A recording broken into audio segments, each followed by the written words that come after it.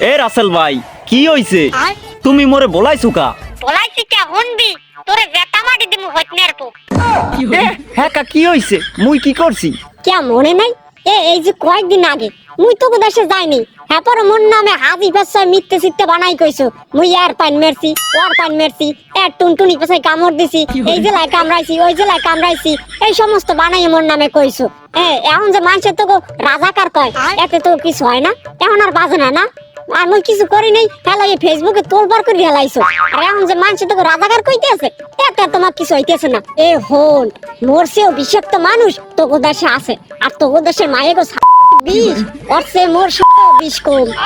আরে বেটা ওই যে কথা আছে না আজ বুঝবি না বুঝবি কাল ওগা থাবড়াবি আর দিবি গাল